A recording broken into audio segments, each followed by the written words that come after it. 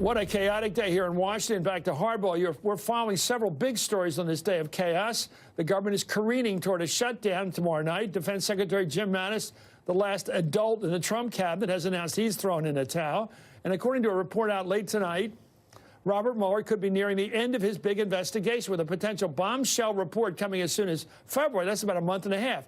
As Washington Post White House Bureau Chief Phil Rucker wrote on Twitter rather sarcastically, just another Thursday.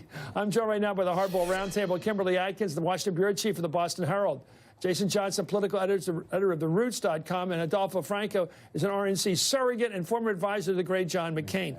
Thank you all. What do we make of this day, Kimberly, as a reporter? A lot of lead stories at the top of the fold. It is, and you know, in a way, they are likely linked to one another. It's not just coincidentally that all these things are happening.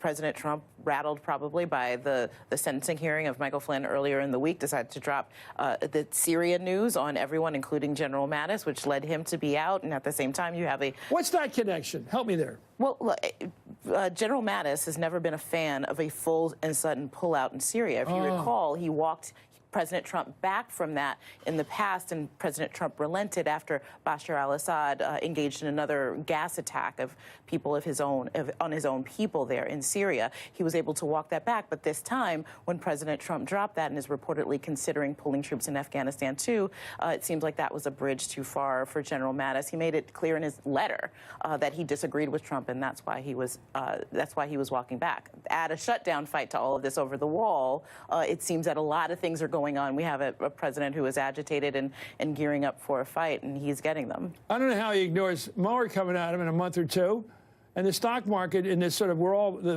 the frog in the pot on this one. You know, it's boiling around us.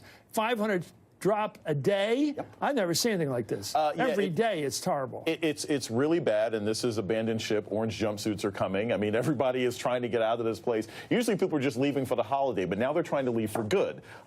Look, I completely agree with Kimberly. Mattis has had to do with policy. A lot of other people are just becoming concerned because not just the economy, but the sort of erratic behavior that this president has always engaged in is now too much. And now, if Mueller, if this is true, and I always thought, especially if the Democrats ended up retaking the House, it would mean we would get this report sooner rather than later. If it is true that this report is coming out in February, every single person in this administration is now on notice. They want to get out, they want to get lawyered up before that report comes, because even if it doesn't indict the president, there are several other people who could be in trouble with what that report reveals. I want to know if the president was technical this week, whether he was tactical. Announcing Syria in the midst of all this craziness, was that either meet concerns of people like me or anti-neocon who don't like all this deployment of troops in the Middle East? We don't like it. We never like all these stupid wars. Or is it Rand Paul? Rand Paul, did he get to him ideologically and said you got to pull back? Or was it just to distract from the other hell that was going on? No, I think it's... Adolfo, what was his tactic? I think it's something completely different, and that is it's another Trump promise is being kept. And if you bear with me for a moment, during the campaign, he talked against our engagement in these wars, and that we needed to disengage from this war. I'm with you on that. Don't argue with me. Yeah, no. The president said it correctly. I mean, we have 2,200 troops in Syria. Does anybody really think that's going to make any significant difference? From my perspective, the president inherited a flawed policy from the Obama administration, and now that ISIS holds less than 1% of the territory in Syria and is effectively defeated, it's another campaign promise he will turn to the American people and say that he was able to accomplish. I have a lot of respect for Secretary Mattis. You know, you mentioned John McCain. He was an advocate in 2008 for remaining in the region for decades. He said that during the campaign in 2008, Barack Obama completely disagreed with that, and the American people elected. Hillary said a generational commitment. But so I think today is consistent. I respect, if you read, maybe on the same page on this for once. Although I don't like the timing. Go ahead. Yeah, I mean, look, the idea of pulling out of wars that nobody was happy about has never been a problem. And in fact, there are lots of things that Donald Trump has said that the public more or less agrees with: draining the swamp, ending wars that are unnecessary. It's how he does them, and his absolute abject refusal to inform anyone before he does something. Let's talk about the real Michigas here. President Trump's position on the shutdown has shifted several times in recent hours. Last week, he argued he'd be proud to own a shutdown over funding for the border wall. We saw that in the Oval Office. If we don't get what we want, one way or the other, whether it's through you, through a military, through anything you want to call, I will shut down the government. Okay. I am proud to shut down the government for border security. I will take the mantle. I will be the one to shut it down. I'm not going to blame you for it. The last time you shut it down, it didn't work. I will take the mantle of shutting down. You like the way he puts the shiv in at the end. Anyway, but a week later, he seemed less sure about that threat. Mr. President, can we ask about the shutdown? Yeah. See what happens. Well, you say that, but what about... Too early to say, sorry. Thank you. Okay, Thank you, everybody. Thank you, Press. Are you still willing to shut it down for $5 million? Thank you very much, everybody. Thank you, Press. We need border security. Thank you very much, You can everybody. comment on. And today, the president made clear he would do what the fringe right wanted him to do. Here's radio host Rush Limbaugh calling the play. Just received clearance. The president has gotten word to me that he is either getting funding for the border or he's shutting the whole thing down. So there's the man behind the curtain in The Wizard of Oz, the guy calling the shots. Yeah. I mean, he's between a rock and a hard place now, right? He has the conservative folks on his right pushing him hard, saying, look, you are walking away from a commitment you made to your supporters on the campaign trail. And you have Democrats who have zero incentive to move on this. Yeah. And there's no place to go but a shutdown. And President Trump is the only one here who can move. The Democrats aren't going to. It's hard to see what. So what happens with all these votes? So they're going to vote after vote for the next few days. And he'll stick around for a few days before he goes golfing. But I don't see a compromise on the wall unless they use their brains and say, let's come up with a sophisticated way to reduce the amount of illegal crossings of the border. Now, what would a smart person do? They wouldn't build 1/100th of a wall somewhere and spend $2 billion on it. They'd figure out something else. Right. And this is what's bizarre, just in a purely political sense from this. You spent the last several weeks of the midterm saying that there was a caravan of people running against the border and lost 40 seats. So clearly, the motivation and the desire of the American public for this wall is non-existent because the caravan didn't scare people into wanting the wall. I think it's a ridiculous. You don't think immigration is an issue for the No, I think immigration is an issue. I don't think the wall is the solution. Because nobody thinks we'll ever get a wall. Yeah. It was Barack Obama who said in October the caravan is 1,000 miles away and they're all weeks away and this is all a figment of everybody's imagination. And of course, the caravan showed up. This is consistent with what the president has said and ran on and was elected by the American people.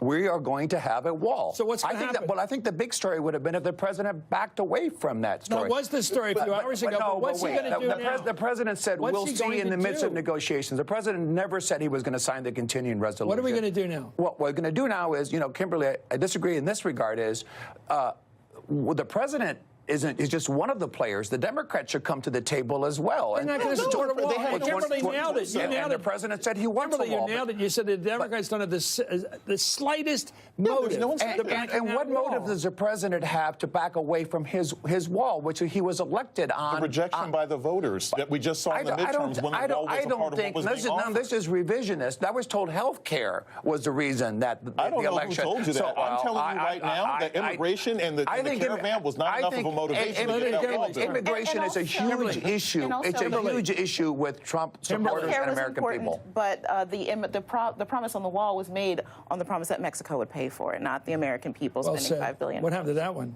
Pesos were going to pay for it. Anyway, the House is currently voting on the new House bill to pay for the wall. But just before the vote, Ohio Democrat Tim Ryan had this to say about Republicans and the president.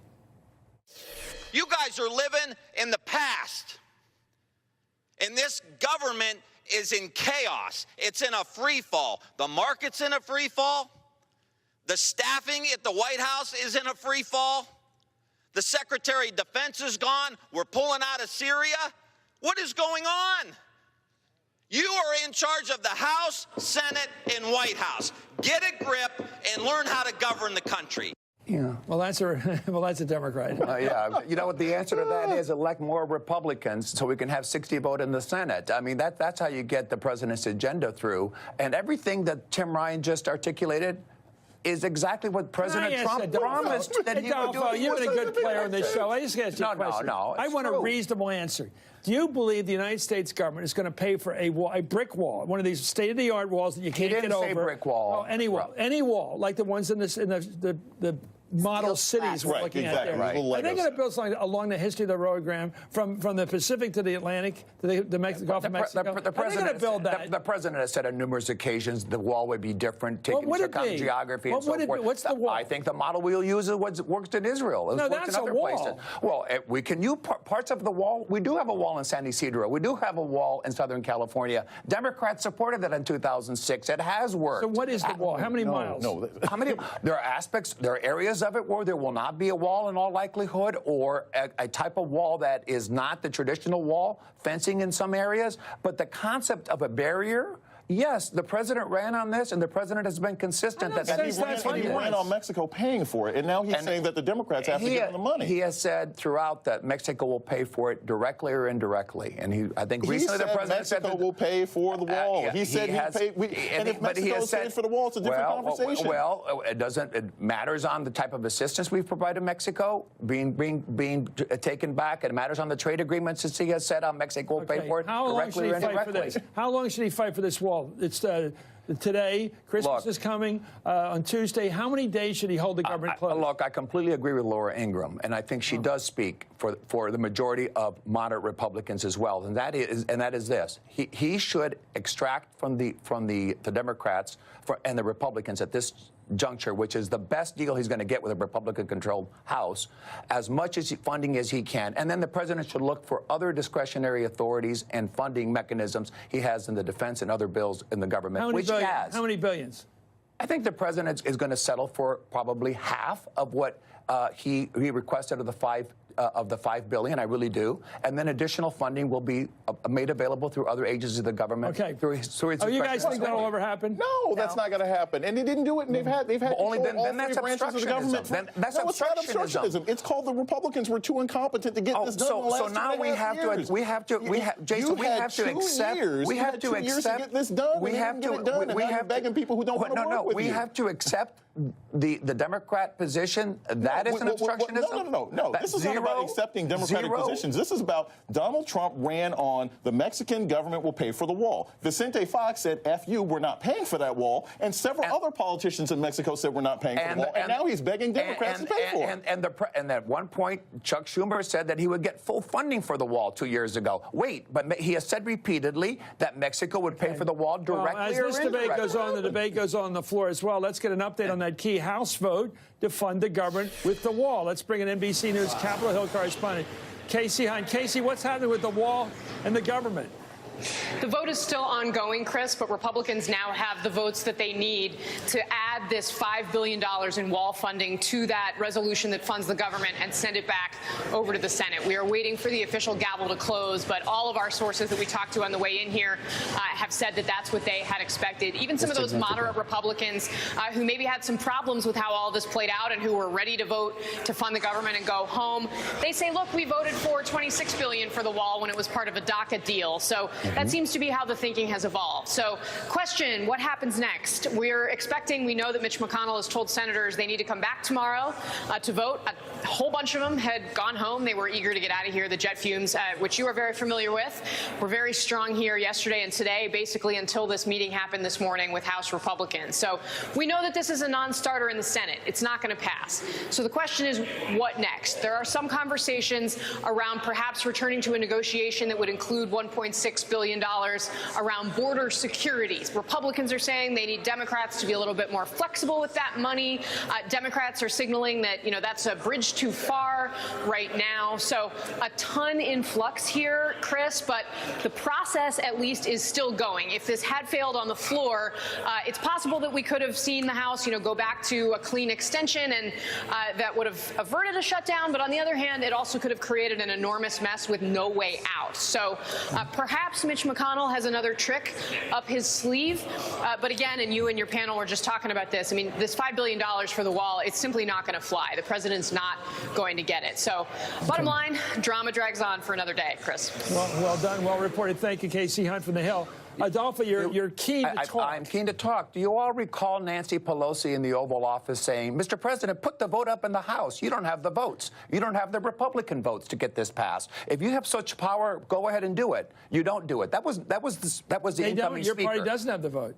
He's going to. She don't said have the vote. he'd have the votes in the House. That will pass the House of Representatives. What's the point of your conversation? Why are you talking right now? No, wait. What is the purpose of these words? Wait. They don't have the votes in the Congress. Wait, that's not what Mrs. Pelosi said. She said you don't have the votes in the House. I'm not here critiquing. Okay, no, I'm not talking facts. The House passes $5 billion. Casey Hunt just reported quite well that the Senate's not going to pass a $5 billion add-on. Well, then split the difference. If you have $5 billion in the House, come to a compromise with the Senate. Let me explain something in English that doesn't have to do with numbers. Most Democrats honor their constituencies. They're not just progressives and good-meaning people, but a lot of Latinos, Hispanics. Yeah. And the way your party has set it up is the wall is an insult to them. That's the way it's set up. It may not be that way in the idea of having a border. Every country has borders. Right. But it's come to be the lingo of, we don't like you people, go away. And as long as that's the language of the wall, no Democrat can support it because it's seen as... Oh, I think there's Democrat support No, for it. they hear the ringing sound of anti-immigrant language coming from the White House. And as long as they hear that ringing sound, they're not going to vote for a wall. Well, we explain that it's about border security, which it is. If we explain that it's about keeping terrorists out of the country, if we explain that we want people to come in the country legally, and we've gone through a process, I think there's broad-based support for the American people. Trouble is your party is ringing with anti-Hispanic lingo about the guy in the cantaloupes and his legs and this endless stuff and the drug dealing and the murderers. That's Trump. What do you want, the tapes? You're quoting Steve King, and you know it. I'm quoting the president, too, on this. The president, guys, will somebody please remind people watching that the president relentlessly makes fun of Hispanics? The president relentlessly made this argument, and we just had this argument in November, and Republicans lost. The president said, I love Mexico. A lot of good people are coming here, and we want legal Kimberly, immigration. speak up. We report the facts here.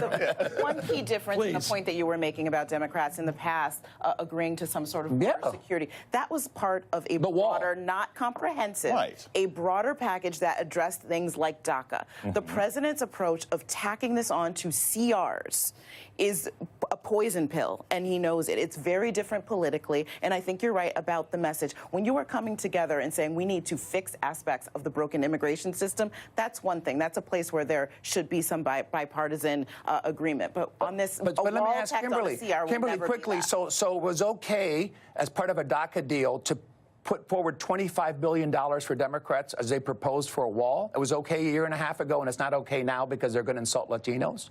Because it wasn't so it was okay as part of the DACA deal. It wasn't meant to be an insult. And again, all of these arguments have been made, and they were lost in November. And there's no incentive for this. Like, just politically speaking, how would you explain to a Democrat today who just saw this blue wave happen, who just saw a large demographic and cultural sign that the wall is not something that made people happy? How would you how would any Democrat believe you? I would explain it that the Republicans picked up 2 seats in the Senate. And lost 40 in the House and governorships. I would expect that they increased their majority in the Senate. I would explain that a lot of those seats were seats that Hillary Clinton carried. They were always a little bit difficult to defend. I would explain that it's the midterm elections, and I would explain that keeping the president's promise, if he doesn't keep that promise, he's going to lose Republican voters, which he cannot afford to lose. And so that wouldn't incentivize a Democrat. But do you know where the Republicans lost seats? Border states where people know that the immigration is not, that the immigrants that are coming over are not a danger to the country. They gained in places in Middle America, which brought that fear campaign. They lost seats in California, Orange County. That's the problem with the president is, let me just finish one point. The president, it's all the packaging, and I agree that if you had a comprehensive bill, some of it would be border protection, some would be giving people a path to citizenship over some reasonable amount of time if they learn English or obey the law and all that. We know how this works out. And there would be something in there about stopping illegal exploitation of workers coming in the country. But it's all part of the package. The problem with the president is his package included getting rid of chain migration, getting rid of the lottery system, all this aspect of going after legal immigration. He poisoned his own approach to the issue by going after legal immigration. People say, well, if you're against illegal people, you're definitely against me. And guess what? He is. Anyway, thank you, Kimberly Atkins, Jason Johnson, and Adolpho Franco. That's Hardball for now. Thanks for being with us. All In with Chris Hayes starts right now.